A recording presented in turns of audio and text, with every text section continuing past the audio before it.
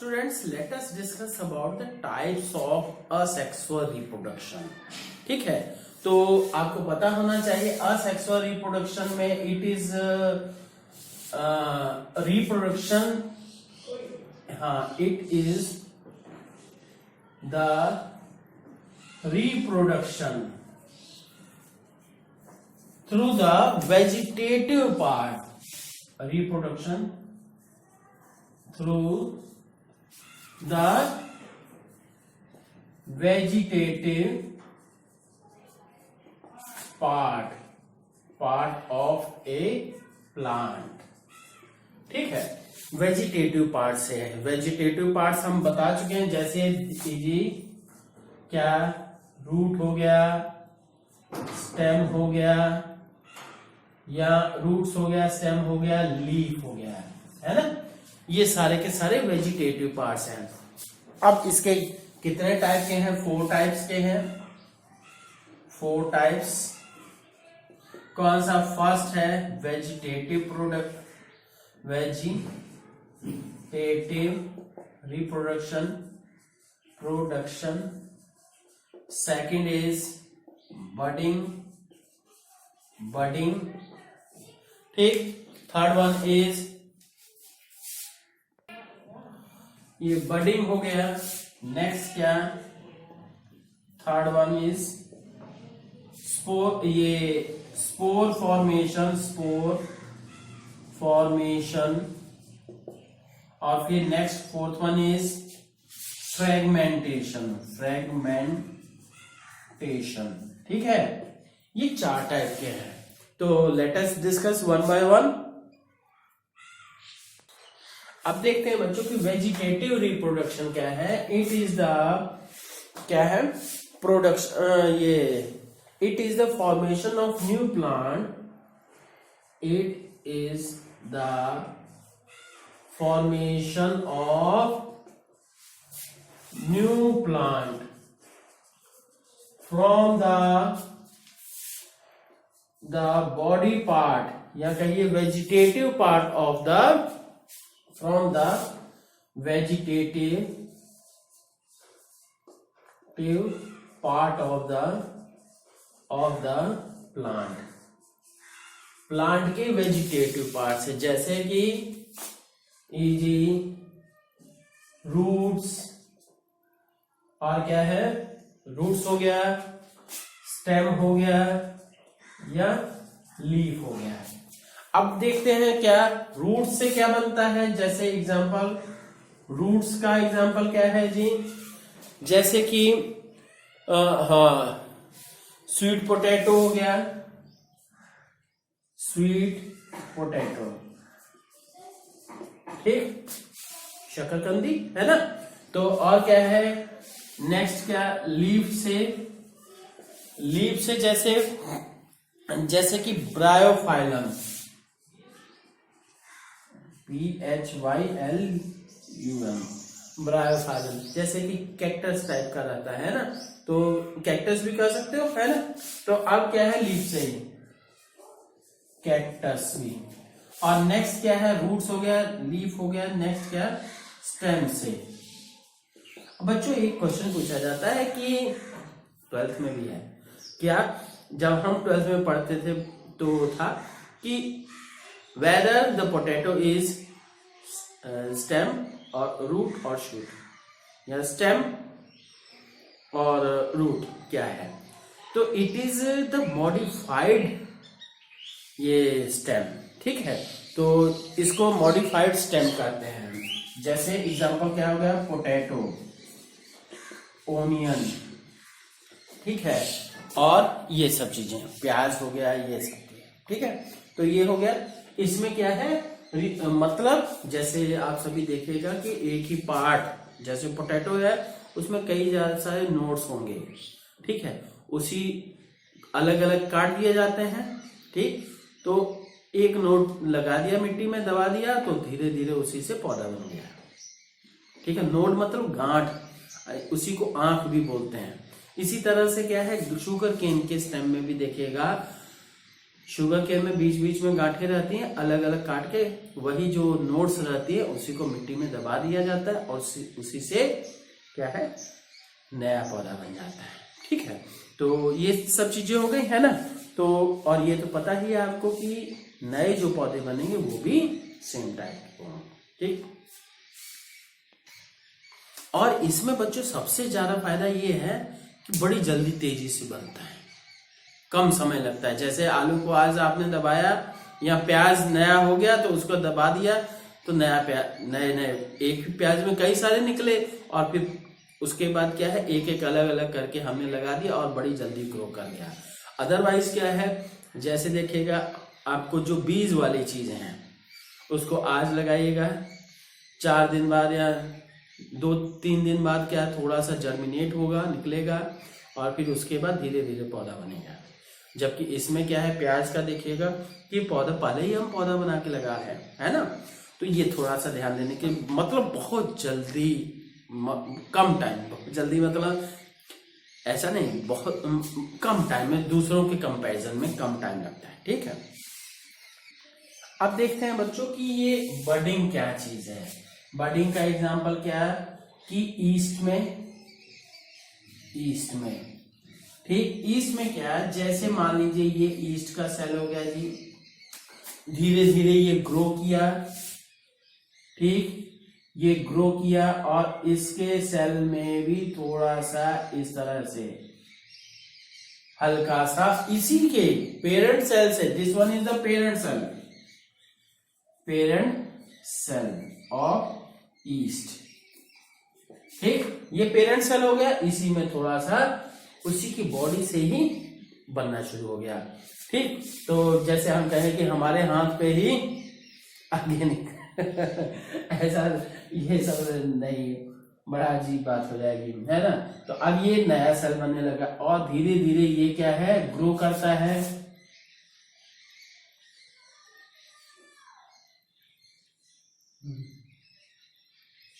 ठीक, ये फिर इस स्टेज के बाद ये स्टेज आई और फिर इसके बाद क्या है, this will be the parent cell and this one will the ये offspring. This will be the parent cell and offspring. Is that clear? तो इस तरह से अटैच हो जाता है। तो अब इसके बारे में भी लिखोगे, है ना। तो in this, in this small bulb like projection is formed, small bulb like projection is formed in parent cell, parent cell called bud। ठीक, bud grows in size, bud grows in size and after complete development it detaches from parent cell, and after complete development complete कहिए चाहे sufficient development, ठीक है, sufficient कहते हैं, है ना। After sufficient ENT sufficient development it detaches from parent cell,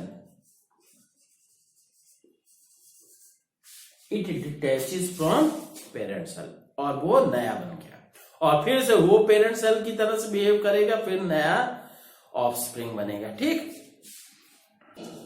अब देखते हैं बच्चों ये स्पोर फॉर्मेशन क्या है। सबसे पहले spores are small spherical single cell, ठीक है, asexual reproductive part, single celled asexual, देखते हैं ना, asexual reproductive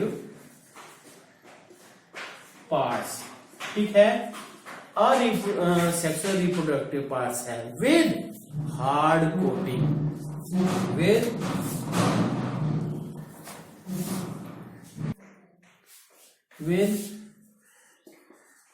hard coating. Hard coating किस लिए होती है कि उनका एग्जिस्टेंस वो हार्श कंडीशंस में भी रह सकते हैं, जैसे कि हाई टेम्परेचर में भी, गर्मियों में भी एग्जिस्ट कर सके, बरसात में पानी में भी झेल सके, ऐसा, ठीक है। तो hard coating to survive against harsh climatic conditions, ठीक है, हार्श क्लाइमेटिक कंडीशंस में बने हैं, ठीक। तो अब क्या है इसमें, अब जैसे क्या है इसमें एग्जांपल दे देते हैं फंगस का। फंगस ये क्या है, इसके थ्रू होता है स्पोर फॉर्मेशन, और इसके अलावा क्या है मोल्ड्स, MOULDS मोल्ड्स, और क्या है फर्न्स। और बच्चों ये सब ऐसे छोटे स्मॉल ऑर्गेनिज्म हैं जिनको कि हम देख सकते हैं थोड़ा बहुत, है ना, कि जैसे ब्रेड के ऊपर क्या है, ब्रेड को भिगो के रख दीजिए, 2 दिन बाद उसके ऊपर फंगस लग जाएगा लाइट ग्रीन कलर का, तो वो सब चीजें। और बेटर रहेगा कि बायो टीचर भी से कंसल्ट कीजिएगा और आपको बढ़िया से बता सकते हैं हम, ठीक है। तो अब जैसे देखिए इसमें क्या है, ये मान लीजिए कोई सिंगल सेल है, तो ऐसे हम कर देते हैं, ठीक। और ये क्या है गोला गोला सा, ये स्पोर्स बन गए, और यही क्या है डिटैच होके जाते हैं, और क्या है ये आप देखिएगा, आपकी बुक में बहुत बढ़िया फिगर होगा।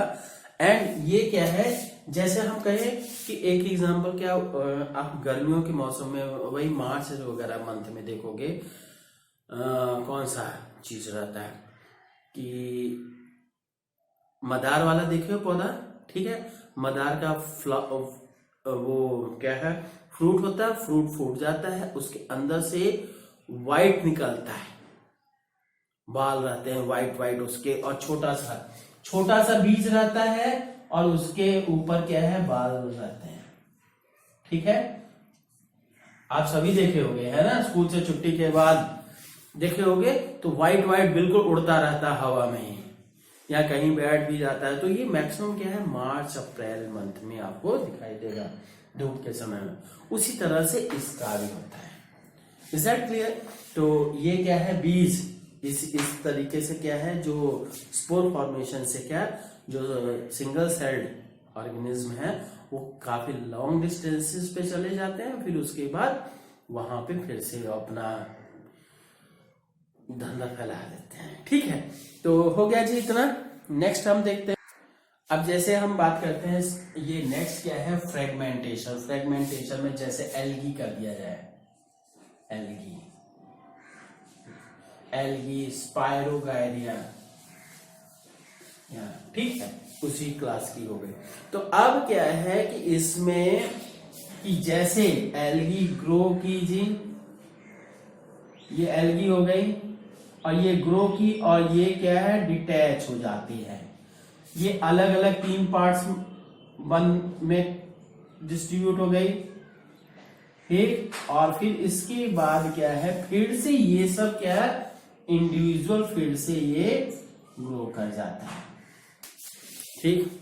एक सिंपल सा एग्जांपल दूं, काई रहता है ना उसी तरह से, तो बड़ी तेजी से ग्रो करता है। तो इसके बारे में लिख दें क्या कि ये ऑर्गेनिज्म्स लाइक, ये क्या है इन दिस क्या होगा जी, इन दिस द ऑर्गेनिज्म, या कहिए प्लांट, कहिए plant grow and break up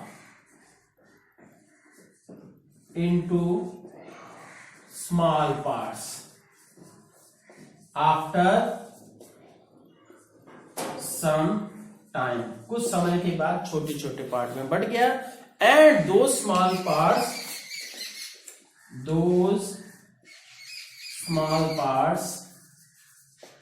grow into